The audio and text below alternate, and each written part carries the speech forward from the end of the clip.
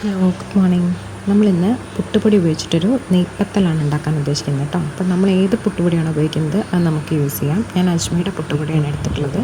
അതിലേക്ക് ആവശ്യമായിട്ടുള്ള ഉപ്പും ചേർത്തിട്ട് നല്ല തിളച്ച വെള്ളം പുട്ടുപൊടിയിലേക്ക് ഒഴിച്ചു കൊടുക്കുക. എന്നിട്ട് അത് നന്നായിട്ടൊന്ന് റെസ്റ്റ് ചെയ്യാനായിട്ട് വയ്ക്കണം. അതിനുശേഷം നമുക്കതിലേക്ക് ആവശ്യമായിട്ടുള്ള കൂട്ട് തയ്യാറാക്കാം. തേങ്ങ ചിരവിയതും കുറച്ച് ചെറിയുള്ളിയും ജീരകം കൂടെ ചേർത്തിട്ട് നമ്മൾ മിക്സിയിലിട്ടിട്ട് ചെറുതായിട്ടൊന്ന് ക്രഷ് ചെയ്തെടുക്കാം.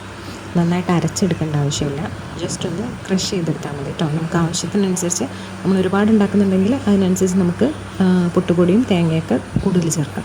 ഞാനിപ്പോൾ കുറച്ച് എടുക്കുന്നുള്ളൂ, അതുകൊണ്ട് അത്രേ ചേർത്തിട്ടുള്ളൂ. ഈ മിക്സ് പുട്ടുപൊടിയിലേക്ക് ഇട്ടിട്ട് അതിലേക്ക് ജീരകം കൂടെ ഇട്ട് കൊടുത്തിട്ട് നന്നായിട്ട് കുഴച്ചെടുക്കണം. നമ്മൾ പത്തിരിക്ക് എങ്ങനെയാണോ കുഴയ്ക്കുന്നത് അതുപോലെ തന്നെ നന്നായി കുഴച്ചെടുത്തതിന് ശേഷം നമ്മൾ ചെറിയ ചെറിയ ബോൾസ് ആക്കി എടുക്കുക.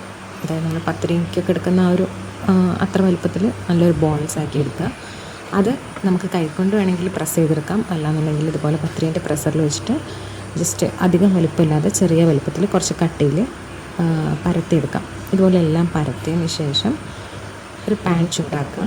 നോൺ സ്റ്റിക്ക് പാൻ ആണെങ്കിൽ ഒന്നുകൂടെ ബെറ്റർ ആയിരിക്കും, നമുക്ക് എണ്ണ അധികം കുടിക്കില്ല.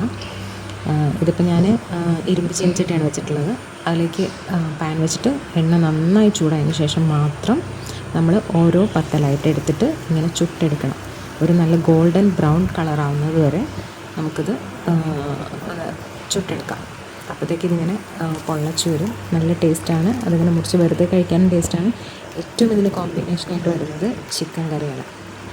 നല്ല വറുത്തരച്ച ചിക്കൻ കറിയൊക്കെ കൂട്ടിയിട്ട് നമുക്ക് കഴിക്കാം, അല്ലെങ്കിൽ വൈകുന്നേരം സ്കൂൾ വിട്ട് വരുമ്പോൾ മക്കൾക്ക് ഈവനിങ് സ്നാക്സ് ആയിട്ടൊക്കെ കൊടുക്കാനായിട്ട് പറ്റും. അപ്പം എല്ലാവരും തീർച്ചയായിട്ടും ട്രൈ ചെയ്ത് നോക്കണം. നമുക്ക് വളരെ പെട്ടെന്ന് വളരെ ഈസി ആയിട്ട് ചെയ്യാൻ പറ്റുന്ന ഒരു അടിപൊളി റെസിപ്പിയാണ്. കുട്ടികൾക്കൊക്കെ എന്തായാലും ഇഷ്ടപ്പെടും. Okay, thank you. സ്റ്റേ